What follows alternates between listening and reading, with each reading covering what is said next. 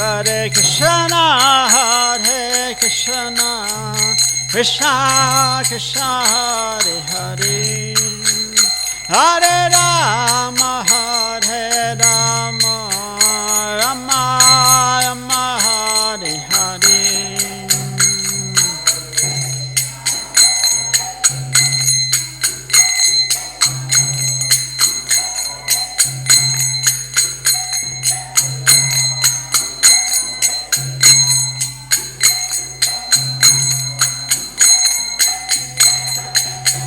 Hare Krishna, Hare Krishna, Krishna Krishna, Hare Hare, Hare Rama, Hare Rama, Rama Rama, Hare Hare.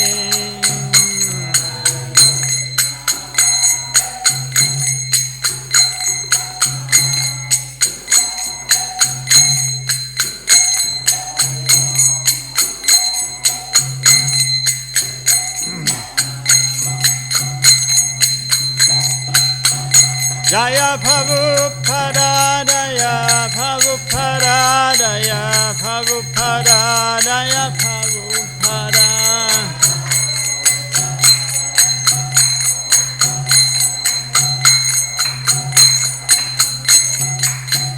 Prabhupada, Prabhupada, Prabhupada, Jaya Jaya Prabhupada.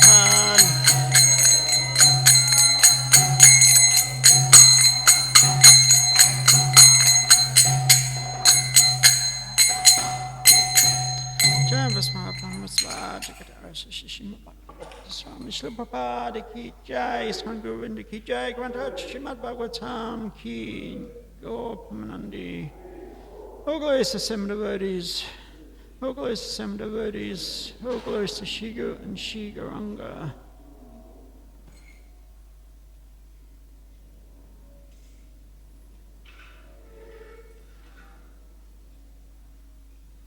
So we're reading from Srimad Bhagavatam, Canto 3, Chapter 19, verse 38.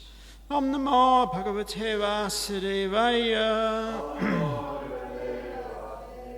Om Namo Bhagavate Vasudevaya. Om Namo Bhagavate Vasudevaya. He Tan Mahapunyam Alampavitram. Janyam Yashasham Paramaya Shisham. Pranindriyanam Yudasoryavadanam. Narayanin Tegatir Angashinvitan. He Tan Mahapunyam Alampavitram. Janyam Yashasham Paramaya Shisham.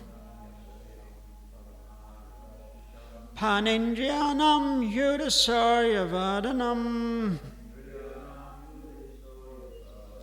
Narayanan Tegatir Angashinvitam. He Tan Mahapunyam Alampavitram. Tanyam Yashasham Paramaya Shisham. Panindriyanam Yudasoryavadanam. Narayan te gatiranga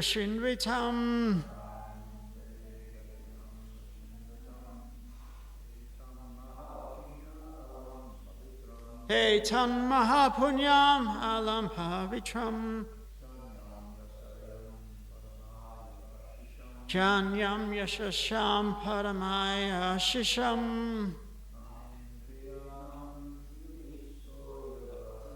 Panindriyanam Yudasoryavadanam. Narayanante Gatyanga Shinvitam.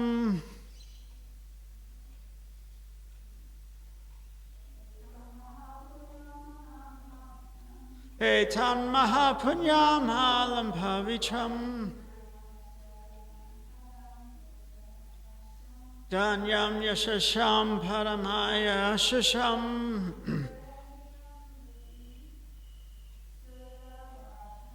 Panindriyanam Yudasoryavadanam.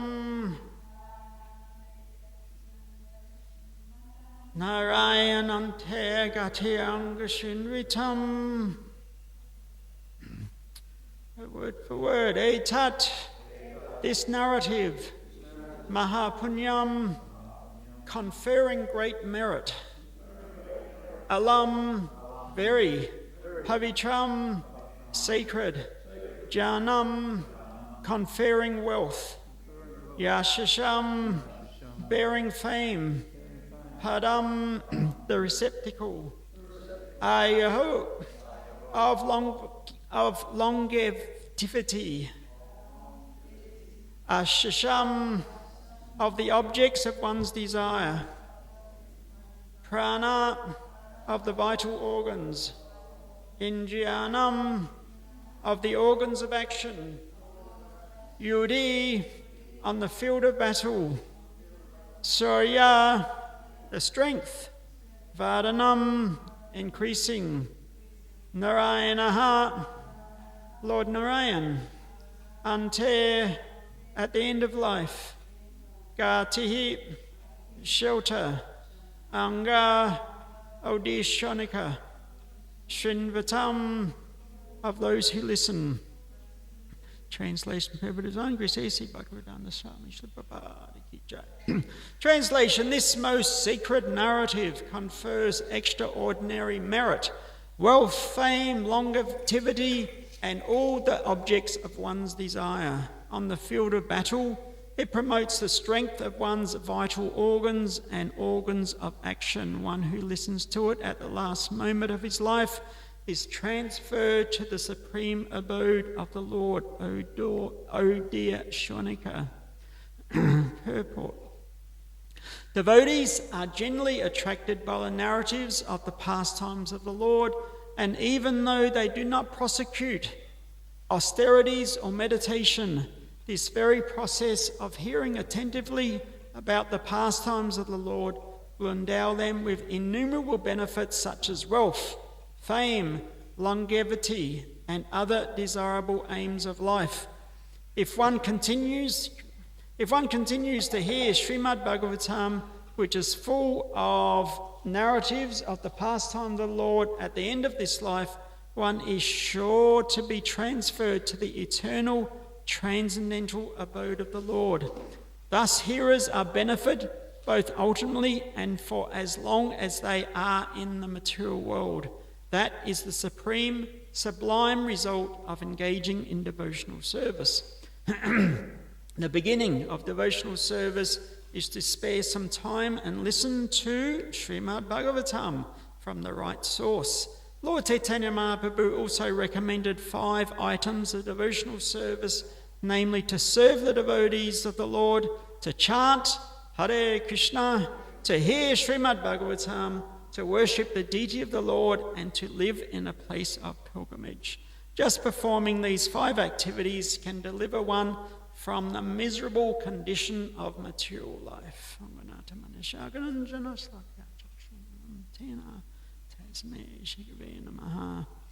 So this is the last verse of this chapter, chapter 19.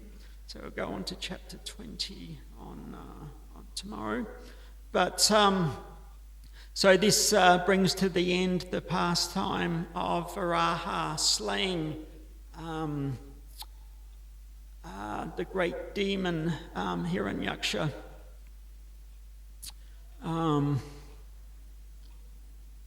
It's interesting, Prabhupada mentions that the devotees are attracted to hearing the narratives of the pastime of the Lord, and even though they do not prosecute austerities or meditation.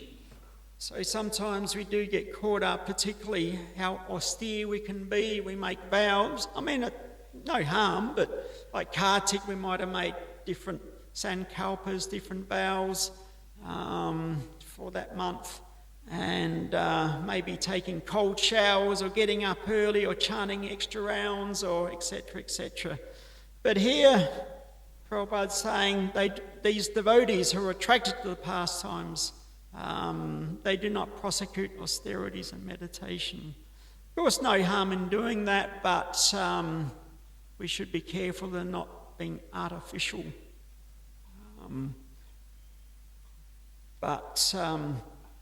We also hear that, like particularly in Krishna book, we're hearing about the intimate associates of Krishna, the Brajabasis, that they're not performing great austerities or meditation. They're simply devotion to Krishna. Whatever previous lives may be austerities, meditation, but it's all culminated in devotion. So we could say that unless whatever austerities, meditation, vows we're doing culminate in devotion to Krishna, in one sense they're a waste of time, because the goal is devotion, the goal is bhakti. So these the cowherd girls, cowherd boys, all the residents of Vrindavan, they're simply attracted to Krishna, the Supreme Personality, seeing him just as, young boy of Vrindavan, the most attractive, loving boy in Vrindavan. And it's just pure bhakti. That's all there is.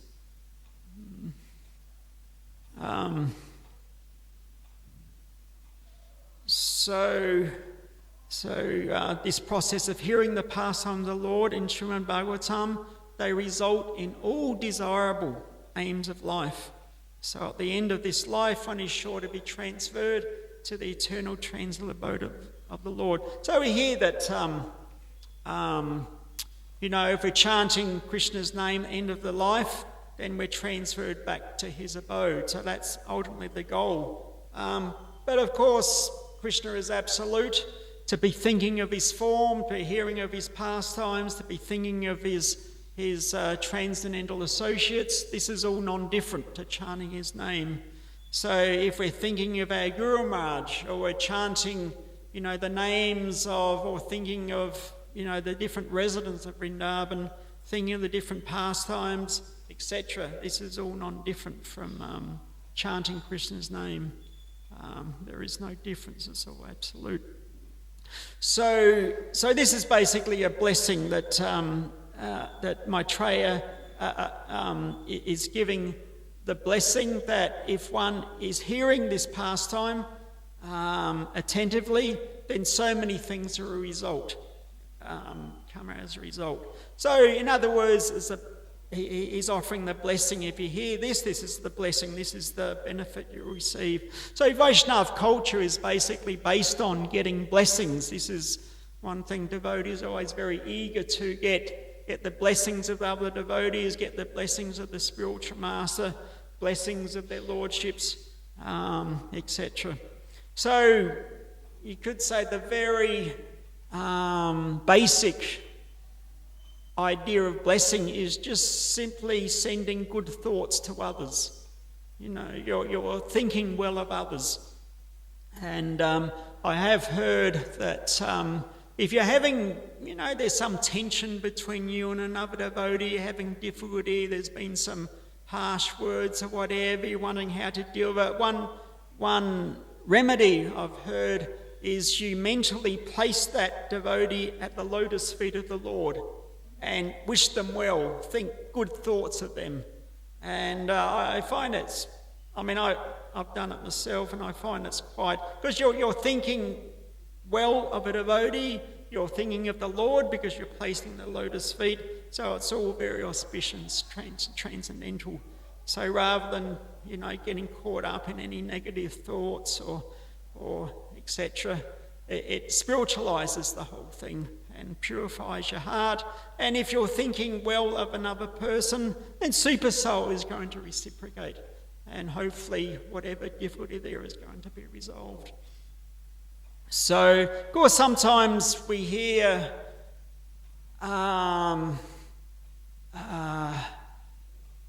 what might be presented as curses, but ultimately they turn out to be beneficial. So we call them curses, but in one sense they're a blessing. The classic example, Manigriva and Nala Kuvera, the twin, the sons of Kuvera. We know the story that they were sporting with young girls, intoxicated, and Narada Muni saw these, sons of rich men, behaving in like a degraded way. So he cursed them. Ultimately, it was a blessing, as we know, but he cursed them that you want to expose yourself, then better you become trees because they're exposed to the elements for extended time. So they took birth as the twin Arjuna trees, but ultimately they were delivered by Krishna, baby Krishna, when he pulled the grinding mortar between them and the trees fell down, and the Manigriva and Nala Kuvera appeared in their celestial forms and offered prayers to Krishna and went back to the celestial realm. Because I mentioned that the twin Arjuna trees were growing in Krishna's courtyard. So I don't know I don't know if it was literally Krishna's courtyard. I remember on Braj Mandal Prikrama, it was mentioned that at the moment we're walking through Krishna's courtyard and we're walking for hours. So I don't know how big that courtyard is, if it's literally, but anyway, that's what's mentioned, Krishna's courtyard. So I think Krishna book mentions they were there for 20,000 years meditating on Krishna and, just trying to purify themselves of that meditation, and ultimately by the mercy of Narada Muni they were delivered by Krishna. Of course, there was another story, quite a long story but very brief, in Nahusha.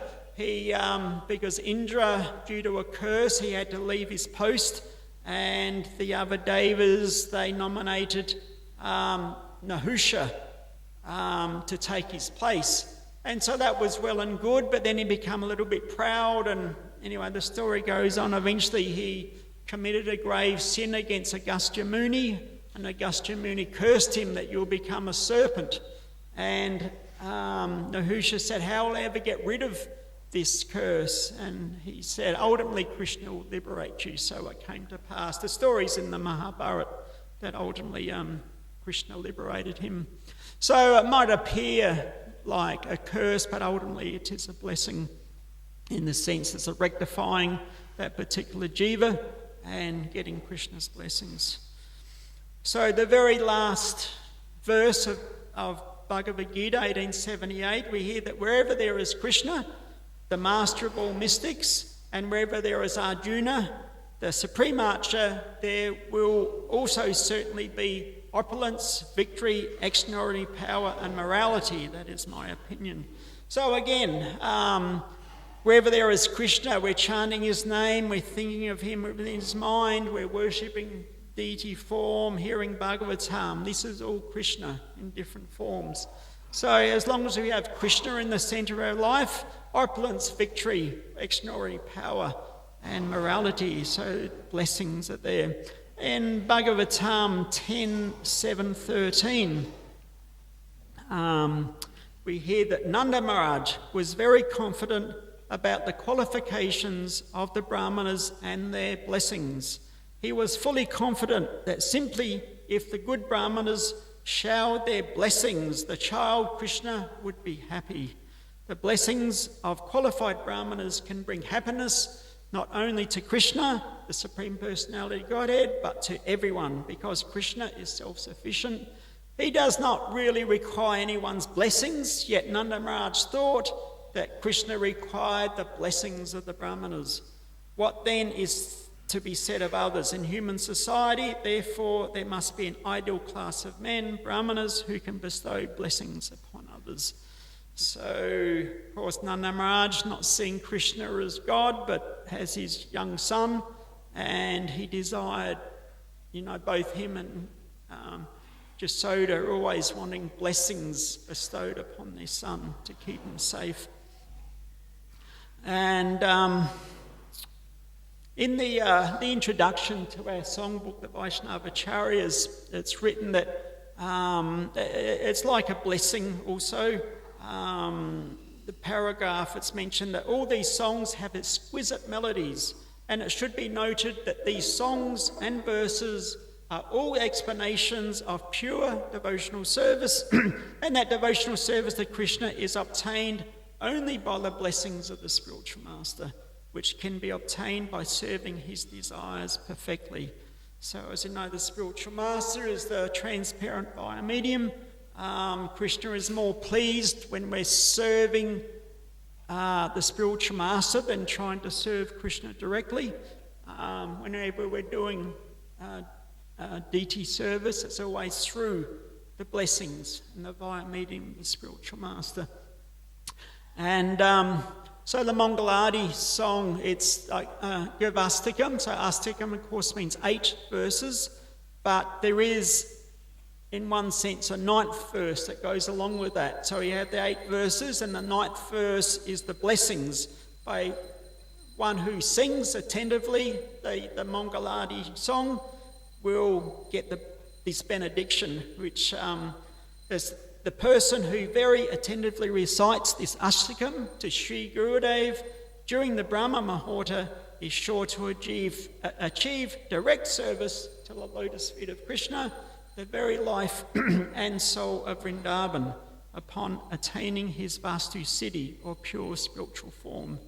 So sometimes we can take these things for granted, that we're here for Mangalarti and we're singing along, and maybe our mind is very focused, maybe it's far away, but if we the benediction is, if you're attentively reciting these prayers, then the blessings of the Guru and Krishna will be upon us. And again, at the end of every chapter of Chaitanya Charitamrita, Krishnadas Kaviraj, he offers his blessings, or he asks for blessings. I'm sure these are familiar with it. Praying at the lotus feet of Sri Rupa and Sri Raghunath, always desiring their mercy, I, Krishnadas, narrate Sri Chaitanya Charitamrita, following in his footsteps. So, very humbly understanding that everything he's doing is simply by the mercy of the 6 Goswamis and his other superiors, so that he's constantly asking for the blessings of Rupa and Raghunath so he can continue that work. There's an interesting story. I have mentioned it some years ago, but I remember when we had the big festival, Indra Maharaj was here. I think Indra Maharaj and Bhakta Bringa Govinda Swami had the big tent on the car park there. And one morning, Indra Maharaj recited this story, which I was sort of writing down. And it illustrates that, yes, we want the blessings of Krishna, but even those who approach Krishna directly, while Krishna is capable of offering blessings, he still sets the example that, yes, if this is what you want, you should go and get blessings to achieve that. So one time the gopis approached Krishna and asked for his blessings, that they could have him as their husband and serve him forever and forevermore. So, as I said, Krishna could have said, yes, I give you my blessings, but he didn't say that. He says, on the other side of the Jamuna River, Devasa Muni is meditating there. You go and ask for his blessings. So that was his instruction. So of course, when you go and see a saintly person, you bring some gifts. So the gopis, they filled up all their baskets with milk sweets, rasamalai, rasgulla, sandesh, burfi, so many things. And they all walked to the Jamuna River. But when they got to the river, they found the river was in full flood. So how to cross?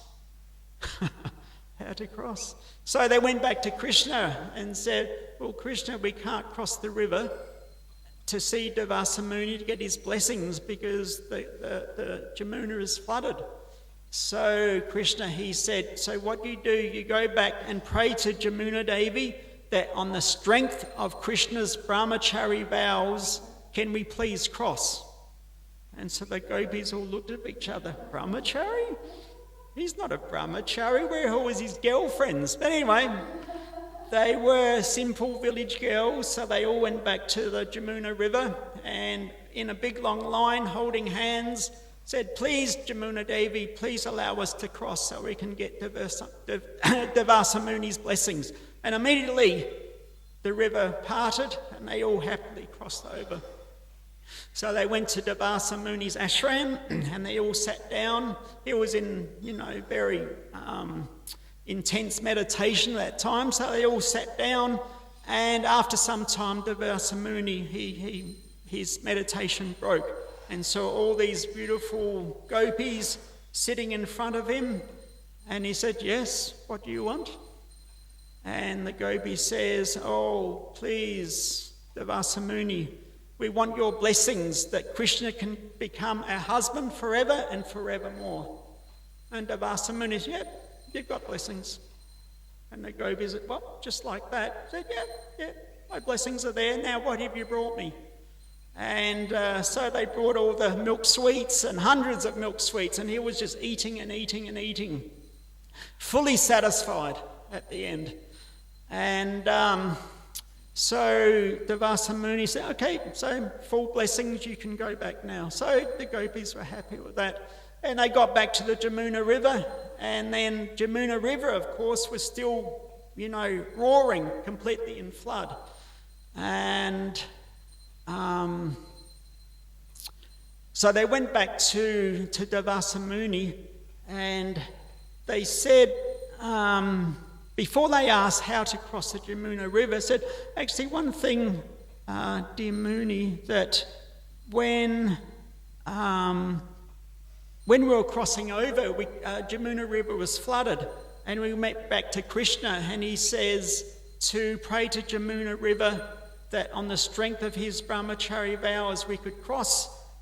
But they were sort of puzzled that so I'll just get it so I can get the exact. They said,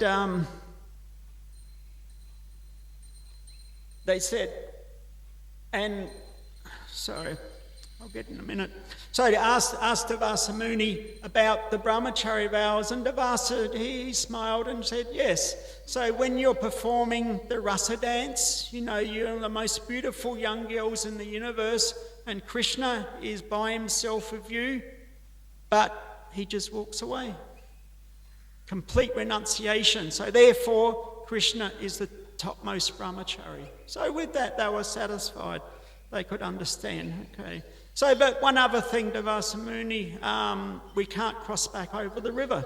So how do we do that? So Devasa Muni said, yes, you go back to the Jamuna River and say, on the strength of Devasa Muni's vow to subsist only on durva grass juice, you can cross. And so they looked at each other, said, Devasa, the durva grass juice, he just ate hundreds of milk sweets. What does that mean? But anyway, again, they were just simple village girls, so they went back to the Jamuna River, all in a line, holding hands, and said, please, Jamuna Devi, on the strength of Devasa Muni's vow to subsist only on durva grass juice, please allow us to cross. And immediately Jamuna opened and they were able to cross. So they went back to Krishna, and all happily, they got their blessings, all happily sat around him. And they said, oh, my dear Krishna, we've got the blessings of Devasa Muni. You will now become our husband forever and forevermore. But one thing is that Devasa Muni said to cross over Jamuna River, we should ask, pray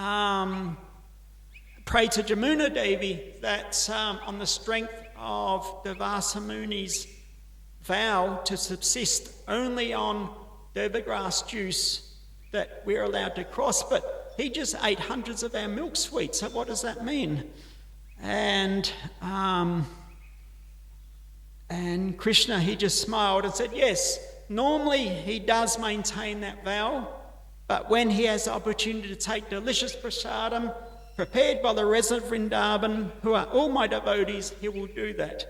So in this way, the gopis were completely satisfied. So you see, on the strength of everybody's blessings, from Krishna, from Jamuna Devi, from Devasa Muni, the gopis were completely satisfied. So again, the moral of the story is that, Krishna could bestow his blessings, and he's constantly doing that, but to set the example that we can approach a saintly person to receive the benefit of our blessings, rather than going direct to Krishna himself. And I was sort of a bit intrigued about this durva grass juice, and I looked it up. You can actually buy it on eBay. It's also called Bermuda grass juice. It's about $100 a litre. There's an Ayurvedic shop in India that sells it. But it has all nutritional properties. It's very much an Ayurvedic tonic. It's able to treat many different diseases and health conditions. So perhaps Devasa Muni isn't as austere as it may sound. But then again, he had 60,000 disciples who was preparing his durva grass juice. But anyway, that was just interesting side point. So also, Prabhupada mentions in the purport that, of course, in Nectar Devotion, you have 64 different upachars or items of service, but of those 64, 5 Lord Chaitanya specifically points out as the most specific. So Sadhu, he mentions in Madhya Lila 22.128, Sadhu Sangha, Nam Kirtan, Bhagavat Shravan, Mathura Vasa, Shrimortiya, Shradaya Savam. So in this verse, Chaitanya Mahaprabhu was instructing Srila Sanatana Goswami about the process of devotional service. He states that while there are 64 items, 5 are considered the best, the topmost.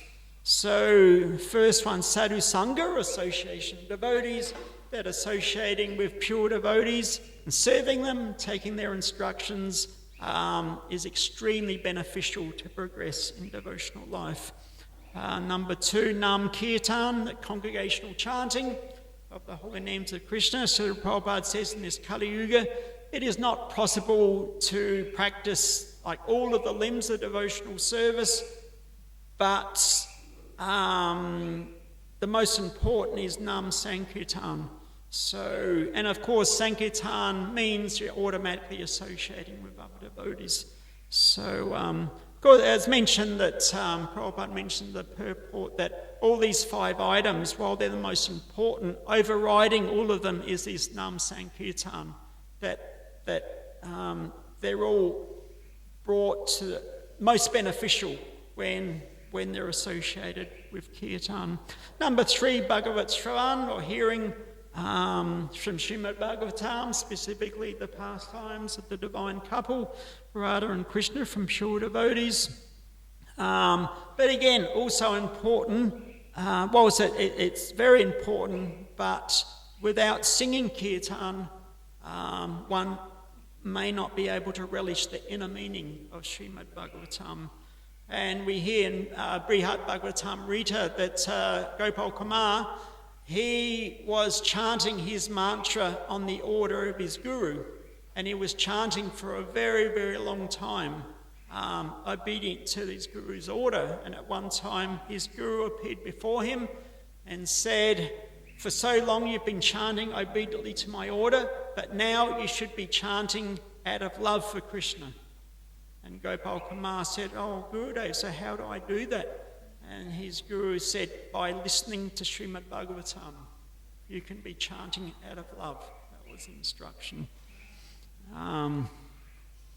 And number 4, taking residence of the holy dame, Mathura, Vrindavan, Mayapur, etc. So residing in these holy dames is itself bhajan, and when it becomes coupled with sincere sankirtan, the devotee receives full benefit of the Dham. Of course, we're living in the holy Dham, New Govardhana. Everything that's in the spiritual world is also here.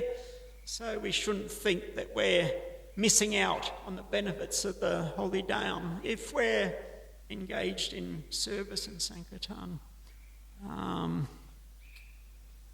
And in conclusion, the beauty of Kali Yuga is Nam Sankirtan. We have that Harinama verse, that the only way to achieve self-realization in this age, in Kali Yuga, is chanting the holy names.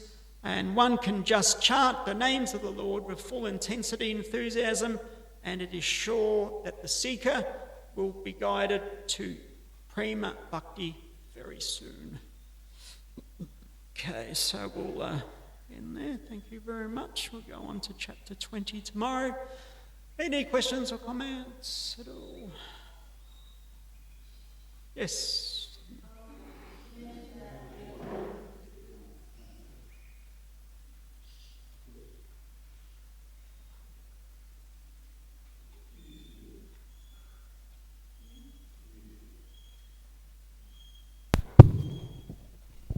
Hare Krishna YouTube. You mentioned earlier in the class that all happiness comes from Krishna. So I would like to hear from you, being a practicing counsellor, how do you deal with people that are unhappy and yet you know the secret is Krishna? Well, you can't directly tell them in a professional role that just chant Hare Krishna. But from a secular or professional sort of level, psychologists, psychiatrists, they've established that there's 3 primary pillars to achieve and to maintain good mental health, which ultimately will bring happiness. And that's quality sleep, diet and exercise. So I don't know if that answers your question. No, it's still very helpful. But that's what we present, basically. Again, you can't directly present the philosophy. Indirectly, in some ways you can, but you can't just, that's as a professional role, you just can't do that. Can you share indirectly how you do it? Well, something like controlling the mind. You can say, look, you're not the mind. You've got a mind, but you're not the mind. You've got thoughts, but you're not the thoughts. Okay, so you need to separate yourself. So indirectly, I'm telling them they're not the body, more or less. That's what I'm doing. But that is a valid, counselling technique. There's a particular technique known as the empty chair therapy, that you, whatever, and devotees can do that. Perhaps a particular anatta they're dealing with, they mentally place that in an empty chair in front of them. And they analyse it, maybe give it a name, what colour, what it looks like. Why are you doing this to me? You ask that anatta questions like that. It's a bona fide technique. And I've found it's quite effective for some people who have tried it. So again, indirectly, I'm telling them they're not the body, But again, as I said, we need to stay on the professional level. As I said, indirectly, we can do things like that. Thank you. And I also have prasad there. I take prasad from the temple, so any clients who come, I can put a little plate of sweets in front of them. And so prasad's always good. Thank you. Okay. Yes. Hare Krishna Prabhu, thank you for the class. You're mentioning that with Seva and Harinam, that we can still feel that we're in the Dham wherever we're at whatever temple we are, right? Mm-hmm. You're mentioning at the end, but what happens when you're having that immense separation from the Dham? Having immense separation. Well, it depends on one's realisation and purity. Wherever Prabhupada went, he brought Vrindavan with him, so he never felt separated from the Dham. So it's a matter of just keeping Vrindavan within the heart through by hearing Krishna's pastimes, Bhagavatam, chanting his names. That's Vrindavan. That's non-different. The Dham, Krishna, everything associated is non-different. So if we're chanting Hare Krishna, we're in Vrindavan. It's a matter of just developing that realisation. Thank you. Okay, thank you very much. Srila Prabhupada Ki Jai.